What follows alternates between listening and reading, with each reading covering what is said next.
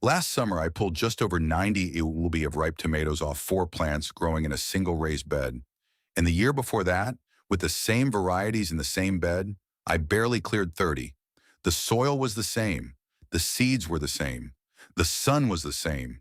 The only thing I changed was how I watered them, and that one shift turned a frustrating, crack-filled, blossom-end rotted mess into the best tomato harvest I had ever grown. And here is what is going to surprise you. The watering mistake that almost certainly silently destroying your tomato harvest right now is not underwatering. It is not overwatering either. It is something far more specific, and once you see it, you cannot unsee it. Most home gardeners are watering their tomatoes every single day a little bit at a time, and they think they are doing the right thing. They are not. They are slowly starving the plant, weakening the root system, and setting up nearly every tomato problem you can name, from cracked skins to that ugly black patch on the bottom of the fruit. Today, I'm going to walk you through exactly how I water my tomatoes now, the simple shift that changed everything, and the specific timing, depth, and frequency that turns ordinary plants into producers. And stay with me to the end because I am going to share a buried bottle trick I picked up from an old market gardener that delivers water directly to the deep roots while you sleep, costs almost nothing to set up, and works in any garden bed or container you have. So let me back up and tell you how I figured this out, because I did not get here from reading a book. I got here from messing it up for nearly 15 years. For most of my gardening life, I watered my tomatoes the way my dad watered his, in the way most folks on my block still do. Every evening after dinner, I would walk out with the hose, give each plant what felt like a generous splash, and call it done. The leaves looked green, the soil on top looked dark. I figured I was being a responsible plant parent, and every single year by mid-July, I had the same problems. Bottom rot on my Romas, skin splitting on my Better Boys, yellowing leaves climbing up the stems, plants that flowered like crazy in June, and then just kind of stalled out by August. I blamed the weather. I blamed the variety. I blamed the soil. I bought calcium supplements. I sprayed things. None of it really worked. Then a few summers back, I read a piece of research out of the University of California Cooperative Extension that talked about tomato root depth and how the plant actually takes up water, and it completely reset my thinking. If you have been watering your tomatoes the way I used to, I want you to hear me clearly. You are not failing. You are doing what almost everyone does. You just have not been told the part nobody talks about. Here is the part nobody talks about. A mature tomato plant, when grown the right way, can send roots down 2 to 3 ft into the soil. That is not a house plant. That is a deep-rooted, drought-tolerant fruiting plant that evolved in the arid valleys of South America. Its whole system is designed to hunt for water deep underground. But when you sprinkle a little water on the surface every evening, you are training the roots to stay shallow, right at the top 2 or 3 in, where the moisture is. And shallow roots cannot regulate water uptake the way deep roots can.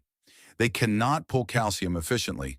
They dry out the moment the sun hits them, and they make your plant a roller coaster, soaking wet at 6 p.m., bone dry by noon the next day. That swing, that wet, dry cycle, is the real killer. Blossom end rot is not a calcium deficiency in the soil. It is almost always a calcium delivery problem caused by inconsistent moisture. Cracked tomatoes are the same story. The fruit grows slowly during a dry stretch. Then the plant gets a sudden gulp of water, and the fruit swells faster than the skin can stretch. So it splits.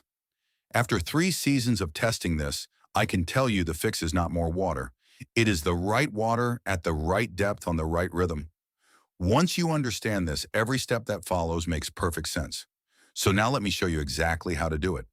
Here's what you need to understand before we even pick up the hose. The first thing you have to do is stop guessing about whether your tomato plant needs water. The top inch of soil tells you almost nothing. It dries out fast in the sun, even when the soil 6 in down is perfectly moist. So the very first habit I want you to build is the finger test, but done correctly. Stick your index fingers straight down into the soil, about 2 in away from the main stem, and push it in as deep as it will go, ideally up to the second knuckle, which is roughly 3 to 4 in. If the soil feels cool and slightly damp, like a wrung-out sponge, you do not need to water. If it feels dry and crumbly all the way down, it is time. If it feels soggy and you can squeeze water out, you have already overdone it, and you need to back off for a day or two. If you garden in a container or a smaller raised bed, you can also lift the pot or the corner of the bed if it is portable. A well-watered container is heavy. A dry one feels light. After a week of doing this, you will start to read your tomatoes the way you read the weather. The conventional advice is to water on a schedule. What I have found works better is to water on a condition. The schedule is just a reminder to check, not a command to soak. Now let me show you how to actually deliver the water once your finger tells you it is time. This is where most people go wrong, and it is the single biggest shift you can make today. Stop watering a little. Start watering a lot, less often. When I water a mature tomato plant in midsummer, I am giving it somewhere between 1 and 2 gal per plant, slowly, right at the base, every 3 to 5 days. Not a splash every night. A deep, deliberate soak twice or maybe 3 times a week. Here's why that matters. When you put down a full gallon at the base of the plant slowly, the water has time to soak down 12 to 18 and into the soil. The deep roots get a real drink. And when the surface dries out a day or two later, the roots have to chase the moisture downward, which makes them deeper, stronger, and far more resilient. You are training the plant to be drought tough instead of drought fragile. The way I do it is simple. I use a regular garden hose with the nozzle off, set it on a slow trickle, and lay it right at the base of the plant. I let it run for about 2 to 3 minutes per plant, then move on. If you have a soaker hose or drip line, even better. Just make sure the water is going to the soil, not the leaves. Wet leaves invite fungal disease, especially early blight and septoria leaf spot, and they are some of the fastest ways to lose a tomato plant in July. Water the dirt, not the plant. And one more thing, water in the morning if you can, ideally between 6 m and 9 a.m. The soil has time to absorb it before the heat of the day, the leaves dry off quickly if any splashes up, and the plant goes into the hot standard. Before we go any further, I want to take just a moment because what I am sharing with you today is one piece of a much larger approach to growing your own food without wasting money or effort. If you have enjoyed this so far, I put together a complete guide called the 30-Day Kitchen Scrap Garden Protocol. It is a 171-page book that walks you through 31 regrowable crops you can start from kitchen scraps, a $10 starter kit guide, zero-waste kitchen strategies, and full troubleshooting support for when things go sideways.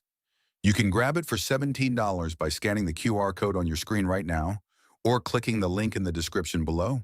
All right, let us keep going because the next part is where the real harvest gets locked in. Now that you are watering deeply and on condition, the next thing I want you to do is mulch. And I mean really mulch. This is the single highest leverage move I make every spring. And it is the difference between watering twice a week and watering 5 times a week. Once your tomato plants are about a foot tall and the soil has warmed up, lay down 2 to 3 in of organic mulch over the entire root zone. I like straw, shredded leaves, or grass clippings that have dried for a few days. Keep the mulch about 2 and away from the main stem itself so you do not trap moisture against the bark and invite stem rot. But cover everything else. What this does is genuinely remarkable. It cuts evaporation from the soil surface by as much as 70% according to studies out of university. It keeps the root zone 15 to 20 degrees F cooler on hot days, which is huge in zones 7 through 10, where summer soil can get punishingly hot. It suppresses weeds, and as the mulch breaks down, it feeds the soil biology that helps your tomatoes pull nutrients more efficiently. I have grown tomatoes with mulch and without it side by side, and the mulch plants needed roughly half the water and produced noticeably more fruit. It is not even close. If you are in a cooler zone like 3 through 5, do not rush this. Wait until the soil has warmed to at least 60 degrees F before mulching. Otherwise, you are insulating cold soil and slowing the plant down. In warmer zones, the sooner you mulch after planting, the better. Once you have your watering rhythm down and your mulch in place, the next thing to think about is how to adjust as the season changes, because what works in early June will not work in late July. In the first 3 to 4 weeks after transplanting, your tomato plant has a small root system and cannot pull from deep soil yet. So during that early window, water more frequently but still deeply, about every 2 to 3 days, with maybe half a gallon per plant. As the plant grows and the roots stretch out, you stretch out the time between waterings. By peak summer with a fully grown plant carrying fruit, I am usually on a 3 to 5 day cycle with 1 to 2 gallons per plant. When the temperature climbs above 90 degrees F for several days in a row, you might need to bump up to every 2 days, but still keep the volume high. Do not switch back to daily sips. That undoes everything. And if you get a heavy rain, skip your next scheduled watering entirely and check with the finger test before you do anything. More tomatoes are killed by gardeners watering on top of a recent rain than by any drought. As the fruit starts to ripen in late July and August, some experienced growers actually pull back slightly on water to concentrate the sugars and intensify flavor. I do this with my paste tomatoes especially. Just enough water to keep the plant from wilting, no more. The fruit comes out richer, denser, and sweeter. Just be careful not to swing too far, because that swing is what causes cracking. Steady and slightly less is the goal, not feast and famine. The final piece of the watering picture is learning to read the plant itself, because the tomato will tell you what it needs if you know what to look for. A healthy, properly watered tomato plant has firm, dark green leaves that hold themselves up nicely in the morning. A mild afternoon droop on a hot day is normal, especially over 90 degree F. The plant is conserving water by closing its stomata, and as long as it perks back up by evening, you do not need to do anything. What you are watching for is morning wilt. If the leaves are limp at 7 a.m., when the soil should be coolest, that is the plant telling you it ran out of water overnight. Time to soak it deeply. On the other side, if you see lower leaves yellowing from the bottom up while the soil stays consistently wet, that is overwatering, and you need to back off and let things dry out for 2 or 3 days. Curling leaves that look like little tubes can mean heat stress, or it can mean uneven water. Check your soil moisture before you panic. Now let me share a few patterns I see in almost every garden I visit, because these are the conventional habits that the better approach quietly fixes. The first pattern is the daily evening sprinkle. Folks come home from work, grab the hose, and give every plant a quick drink. It feels caring, but it is keeping roots shallow and creating that wet, dry swing we talked about. The fix is to water deeply 2 or 3 times a week instead, and trust that the plant has reserves between drinks. The second pattern is overhead watering with a sprinkler or a wand spray. The leaves get drenched, the fruit gets wet, and within a few weeks, every fungal disease in the neighborhood has set up shop. The fix is to keep water at the soil line every single time. If you already have a sprinkler system, run it in the early morning so leaves dry fast. But a soaker hose is a much better long-term answer. The third pattern is watering on a fixed schedule no matter what. Tuesday and Friday, rain or shine. The trouble is, your tomato does not check a calendar. It responds to soil moisture and weather. The fix is the finger test. Use the schedule as a reminder, but let the soil decide. The fourth pattern is panicking after a dry spell and absolutely drenching the plant. That sudden gulp after several dry days is exactly what causes cracking and blossom end rot. The fix is consistency. If you fall behind, water deeply but not desperately, and get back on rhythm. I did every one of these myself for years. None of it makes you a bad gardener. It just means nobody told you the deeper logic of how a tomato actually drinks. Now for the bonus I promised you at the start, and this is the trick that I think is going to change your watering game more than anything else. It is called the buried bottle method, and an old market gardener showed it to me probably 12 years ago. Take an empty 1-gallon plastic jug, like a milk jug or a vinegar jug. Drill or poke 6 to 8 small holes, about the size of a pencil tip, all around the bottom third of the jug. Bury the jug right next to your tomato plant, about 6 to 8 inches away from the main stem, with the neck and cap sticking out about an inch above the soil. Leave the cap off or loose. Now, whenever you water, instead of running the hose at the base of the plant, you fill that jug. The water seeps out through those holes slowly over several hours and goes directly to the deep root zone, exactly where the plant wants it. No evaporation, no runoff, no wet leaves. You can fill a jug in 30 seconds and walk away. I run 2 jugs per plant for the big indeterminates like Brandywine and Cherokee Purple, and 1 jug per plant for determinates and patio types. The first season I tried this, I cut my watering time roughly in half and saw fewer cracked fruit, almost no blossom and rot, and noticeably bigger plants by August.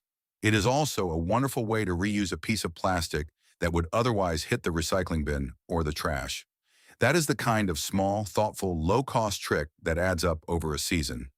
If you have made it this far, I want to thank you for taking the time, and I want to invite you to take this one step further. Everything I shared today is the kind of practical, hands-on knowledge I've packed into the 30-day kitchen scrap garden protocol. Inside the book, you will find the full 31 crops you can regrow from kitchen scraps, the $10 starter kit guide so you do not waste a penny on equipment, complete zero-waste kitchen strategies, and the full troubleshooting section that covers watering, light, pests, and timing. It is 171 pages of real tested guidance for $17. You can grab it by scanning the QR code on your screen or clicking the link below in the description. If you found this video helpful, I would love it if you left a comment letting me know what tomato troubles you have been wrestling with. And please share this with a fellow gardener who might be losing their harvest to the very mistake we just covered. So if you take just one thing away today, let it be this. Water your tomatoes like the deep-rooted plants they actually are. Soak them well, mulch them deeply, watch them closely, and trust the rhythm. That 90 lb harvest I told you about at the start was not luck, and it was not a special variety. It was just the right water, at the right depth, on the right schedule. I would love to hear how your plants respond when you try it. Until next time, keep growing. If these gardening secrets have changed the way you look at your backyard harvest, please subscribe to our channel and like this video. We are digging deep into the methods that have been forgotten or hidden for too long. Let's grow a better future together. The next garden treasure will be unearthed very soon.